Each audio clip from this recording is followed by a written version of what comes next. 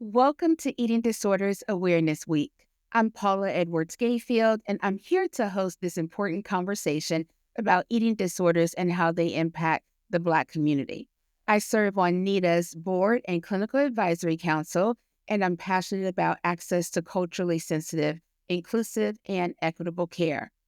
The Eating Disorders Awareness Week, NEDA's theme is The Time is Now. Eating disorders are a public health concern, and it's time for everyone to fully understand what they are and how they impact folks in all communities. We're looking to advocate for more accessible treatment and resources, early detection, and funding research.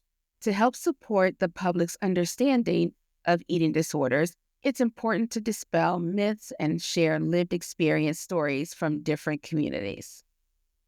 Today, I'm joined by Deidre Tufan Bauer, the reigning Miss Black USA. Deidre is the author of Beauty in Body Diversity and a passionate advocate for mental health in Black spaces. Using her own journey toward eating disorder recovery, she sparks vital conversations about body image, self-acceptance, and resilience. Thank you for joining us today, Deidre.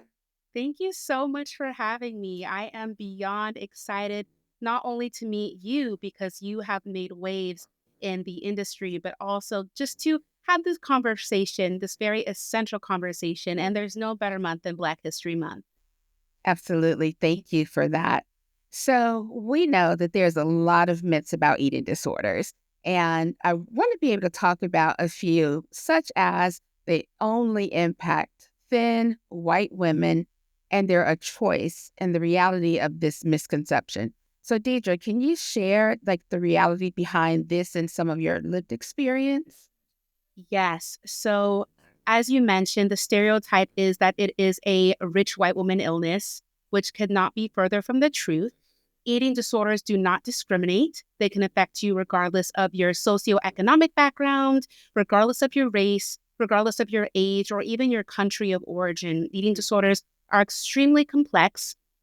And despite what we've seen on TVs and magazines, there are so many different things that go into what an affected individual may experience. And as far as my experience, I went under the radar for many, many years. One thing I've done since childhood was keep a journal. And upon reflecting on my childhood journals, I've had some problematic ideations and behaviors that seem quite obvious upon reflecting. But many of the adults in my life, my parents, even though they did their best, they didn't notice. My teachers didn't notice. And the other adults, like my coaches for sports, didn't notice either. And that is reflective of what we see statistically. Mhm. Yeah, as you were stating that, I was thinking about because Black people don't get eating disorders. And so, even though, like you stated, these presenting concerns may have been obvious, but if it's not applicable to you, then why even consider it? Right. Many BIPOC individuals face significant barriers to receiving eating disorder treatment. What are some of those barriers, or did you experience any barriers? So the number one barrier was feeling invalidated. So, like I mentioned before, as a Black girl who was starting to form symptoms of disordered eating, I wasn't taken seriously by the adults in my life. And what I can see from statistics, it shows the same. So, when presented with identical case studies demonstrating disordered eating in white, Hispanic, and Black women, clinicians were asked to identify if each woman's eating behavior was problematic. And here's what they found: 44% of the white woman's behavior was identified as problematic, so a little less than half. 41% of Hispanic women's behavior was identified as problematic, so a little bit less, 3% less. Mhm. But only 17% of the Black women's behavior was identified as problematic, despite the case studies being identical. So nothing was different between the women other than their race. The clinicians were also less likely to recommend that the Black woman should receive professional help. So that is taken directly from NEDA's site. It's a great resource if you are interested in learning more about factual data. But a question for you, Dr. Gayfield, why do you think this is? Why do you think that gap exists among races, even if the criteria are exactly the same? Hmm. It's interesting as I was listening to you, the disparity that just exists. I think it's still the myth that despite the amount of education and increased awareness opportunities like Eating Disorder Awareness Week, there still is this sense of who is impacted by eating disorders, as you mentioned earlier. It, I sort of think about it's increasing. Like I've seen definitely in my practice, many more people of color and Black individuals present for treatment. However, I also think that there's a bit of a challenge when someone goes into treatment and they don't see anyone who looks like them. And so, in some ways, they've internalized this message also that treatment isn't for me. Black girls don't, or Black people don't get eating disorders. And I think that's also a part of it. One of the things from my experience, though, is there's, again, I keep going back to the need for education and awareness about eating disorders, how they may present in Black women, Black girls, people of color. It may be some similar presentations, but there also may be some other presentations. And lastly, as I'll state, is that I think providers who are not trained in treating eating disorders, I I believe that they think eating disorders and they think thin. They think anorexia, not binge eating, not bulimia, not even just sort of OSFED and not being able to meet like the full criteria of any of the other ones. So I really believe that's the reason. That is very insightful. So thank you for that. And as you were speaking, I reflected on my own experience, and I completely agree that a lot of the mental health providers, if they don't have experience with eating disorders, they do tend to project some of their own biases on the clients. And even in my experience, was first my I walked myself into my clinic at my university because I wasn't checked in by someone. I checked myself in because I knew that even though the world wasn't reflecting to me that something was wrong, I intrinsically, knowing myself, knew there was something wrong and that there was something problematic with my behavior. And I wanted to change, but didn't know how. So Mhm. validating myself was the first obstacle I faced. Secondly, finding the right clinician, because the first clinician, God bless his heart, I know he probably was doing his best, but sometimes your best is not enough. So Mhm. I went to him and I just remember telling him that I was struggling. I think I have an eating disorder. And I just remember him looking me up and down and like kind of like shaking his head, but writing something down on his paper. And I felt terrible at that time. I actually took a break from seeking help because it really like hurt. It really hurt to be Mhm. invalidated that way. But I was still persistent. I went back and I was finally matched with a a clinician. Her name is Dr. Yue Huang. So Dr. Huang, if you're watching this, I made it. But she was really the one who not only validated me, but gave me the resources, not only to get me to a place of recovery, but to help empower me in the future. And she was a major motivation for me writing my book and just using my journey to recovery to help inspire others. So that first obstacle being validating myself, the second obstacle in finding the right clinician, the Mhm. right mentor, because that's also what you're doing as well. You're empowering us, but also three, carrying that torch and continuing on that recovery journey because there have been, it's been a rocky road, through recovery, which we'll talk about a little bit later about what recovery looks like. But Mhm. those have been my barriers, but I'm glad to say that, everything happens for a reason. And getting this title as Migs Black USA and being here and being able to speak on this topic with you is part of that journey too. Yes, thank you. I'm so appreciative that you are here. And as you mentioned, bringing awareness, speaking about this topic. As you were speaking earlier, one of the things that I frequently say is not all fill in the blank are created equal.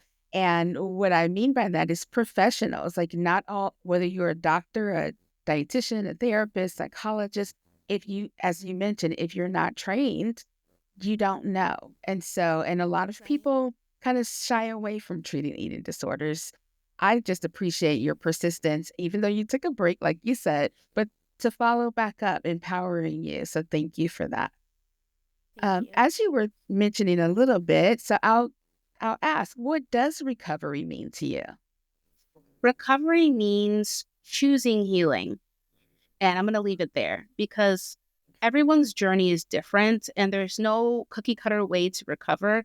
As, of course, getting professional help is a major part, especially um, depending on how much help you need. But getting the help is the first step.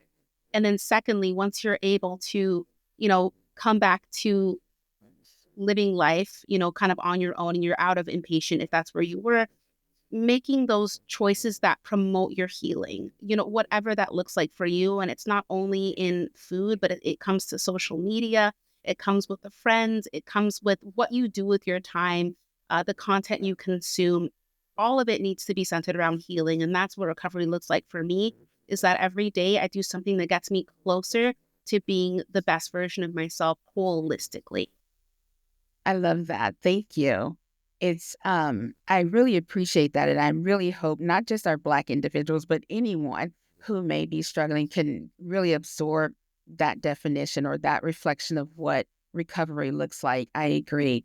One of the things I, again, sort of think about is I don't think I could do this job if if I didn't believe that people can fully recover. And I know, again, Mm, there's various beliefs out there, that people possess, and that's okay. Yet, for me personally, it's like this is why I'm doing this work. right. And I do believe so as well. It is possible to fully recover, and it is a journey, but life is a journey and life never ends. And we continue to grow and to learn. And recovery is part of that. And it doesn't mean that you can't get there. It's possible to get there. Sometimes it just means that the journey is one that you have to take one step at a time. And instead of Mhm. focusing on the end goal and about getting there, you're focusing on each day and each moment. And each moment has to be its own. Right. Absolutely. Yeah. Exactly. Uh, Perfect. Perfect. a- With any that additional said, questions? yes. So a question for you. How can the mental health field address challenges, particularly those related to racial trauma and discrimination in the development and treating and eating disorders? So, how do you recommend like that cultural education? Because as you Mhm. mentioned, statistically, there's just not many BIPOC individuals who are clinicians. There's not enough of you to go around. So, how can we best educate those clinicians that are in spaces where they're able to help BIPOC folks? Mhm.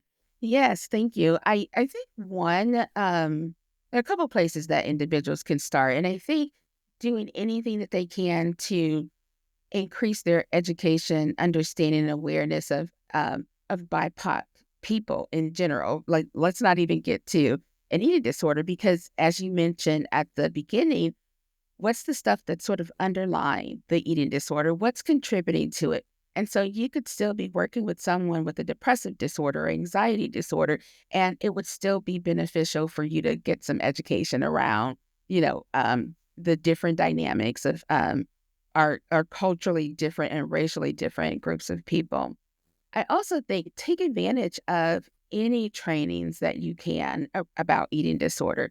There are so many available. There's like national organizations, there are treatment facilities who provide like um, webinars and conferences. And so just really taking advantage of that opportunity, but also a lot of treatment facilities, as well as NEDA, going to NEDA's resource, going to their website, exploring the resource page. They have it identified for like professionals or even for individuals. But being able to utilize the resources that are out there to help increase their education and understanding. Amazing. And I do want to double back on what you mentioned about NEDA's resources. NEDA has so many resources, not only our screening tool, but also different kinds of statistics. So if you do want to educate yourself and really, you know, break that veil of secrecy around eating disorders and really see how they affect different communities, NEDA is a great place to go. But with that Mhm. said, I do have another question because it is Black History Month, and we do want to Okay. focus on Black joy and recovery and living life in spite of the things that we've been through. What can Black folks do to prioritize self-care and empowerment as a part of their recovery process? Wow, that's a great and challenging question to answer. One of the things I was actually having a conversation shortly before this, and we were talking about self-care.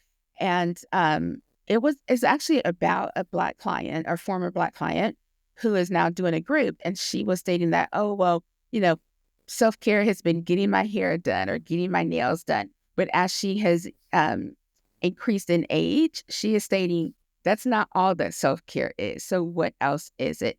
And allowing yourself to rest, allowing yourself to even have a snack if you wanted it. It's really removing the judgment, the diet mentality around things, and just allowing you to, if you're wanting it, then do it. I think about that. You would do it if it's, I want to get my hair done or nails done. You would do that if you have the ability. But I think it's really about, what is it that I need as an individual? Really thinking about how you interact with others, how others impact you, and just how do you show up and be your best you that you can in that moment. hmm I love that. I love that. And self care does look different for different people. Like you mentioned, like that physical self care, like bubble baths and painting your nails and, having something yummy is Mm-hmm. helpful. For me, it's using my voice because for so long I felt silenced and like my voice didn't matter. And so every time that I do use my voice, regardless of whether it's on a stage or not, it's empowering to me and it's like pouring back into my own cup. And even like days like today, just being here and speaking about my experience from the other side, it's very emotional to me because it makes me reflect on how far I've come and how much care I've given myself to get to this point. So it looks different for everyone, but I think it's important to do what's best for you and that makes you feel the most fulfilled. Mm-hmm. Thank you for that. I love it. I will tell you, I can easily cry about things. And so I just felt like the emotion, because it's so true, but also the connectedness and the sincerity around that. And so Thank I love you. it, and kudos to you. Thank you so Um, much. any additional thoughts that you'd want to share or make sure that our audience, can take with them? For those that are for those that are concerned about a loved one, take your concerns seriously, get a second opinion and gently help the person whoever they are. Don't guilt or shame. Go in with an open mind and listen to them when they talk to you and read between the lines. I think that's my advice for some who are, questioning. But I think for those who are on a journey, recovery is possible. There is a light at the end of the tunnel, and recovery looks different for everyone. But for some of you, perhaps who resonate with me, use your voice, share your story, use social media to spread the word. And at the very least, like this video and follow the Nita page because there's so much good that's being done. And if you can, donate. Mhm.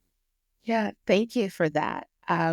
It's when I think about um, something you said about empowering as well in social media, acknowledging who you're following. What are those things that, the messages that get curated? Do they reinforce diet mentality and eating disorder beliefs? And I think that may be another way that individuals can think about as self-care as Right. well, just to not be bombarded with those messages. Exactly. Well, I have really enjoyed speaking with you, and I'm so grateful that, as you mentioned, utilizing your platform to talk about eating disorders and increasing eating disorder awareness amongst Black individuals as well as other people of color. So, thank you for that. Thank I you. also would say thank you for the honor that I get to speak Oh, with you. So, thank you for that thank as you well. so much. The feeling is mutual. Thank you. So, what we're asking of you is to please go to Nita's website, and that's nationaleatingdisorders.org, to review our resource center, which provides a wealth of information and resources to help support your healing journey. You can also take the online screening, which is so important and helpful. The screening tool is not diagnostic, but it can help determine if you're at risk for an eating disorder and help you to get connected with folks in terms of treatment options. All right. Thank you so much for tuning in. And we hope that you have a wonderful Eating Disorder Awareness Week and an amazing Black History Month.